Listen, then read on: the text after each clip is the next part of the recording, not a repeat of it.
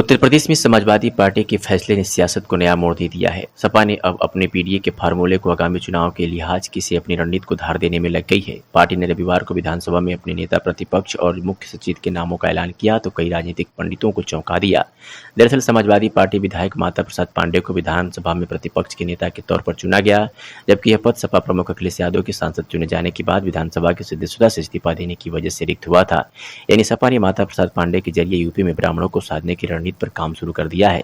अखिलेश यादव द्वारा विधानसभा अध्यक्ष को भेजे गए पत्र के मुताबिक माता प्रसाद पांडेय विधानसभा में नेता प्रतिपक्ष महबूब अली, अधिष्ठाता मंडल कमाल अख्तर, मुख्य सचेतक और राकेश कुमार उर्फ आर.के. वर्मा उप सचेतक होंगे।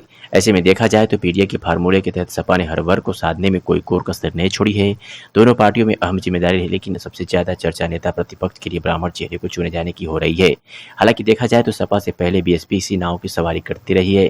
बीएसपी ने राष्ट्रीय महासचिव की जिम्मेदारी सतीश चंद्र मिश्रा को दे रखी है। पार्टी का यह फैसला ब्राह्मण वोटर्स को रिझाने के लिए था। ये बात अलग है कि वह बीते लंबे वक्त से सक्रिय नहीं दिख रहे हैं। यह जिम्मेदारी सतीश चंद्र मिश्रा के पास लंबे वक्त से है।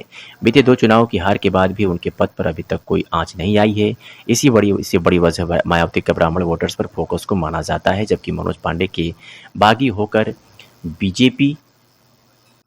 बीजेपी में जाने के बाद अब सपा ने भी ब्राह्मण चेहरे के तौर पर माता प्रसाद पांडेय पर दांव खेला है। ऐसे में देखा जाए तो बीएसपी और सपा दोनों ही पार्टियां ब्राह्मण वोटर्स को अपनी पाले में जोड़ने के लिए कोई कोर कसर नहीं छोड़ रही है। बीते दिनों ऋतिक पांडेय हत्याकांड पर सपा की सक्रियता को भी इस रणनीति का हिस्सा माना जा रहा है।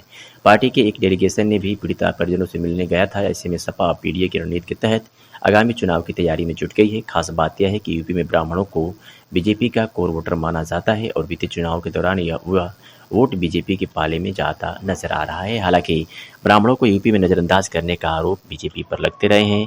इस वजह से अब सपा और बीएसपी के फैसले काफी अहम माने जा रहे हैं। हालांकि ये तो आने वाले चुनाव में ही स्पष्ट हो पाएगा कि राज्य में ब्राह्मण वोटर्स का अगुवा कौन है।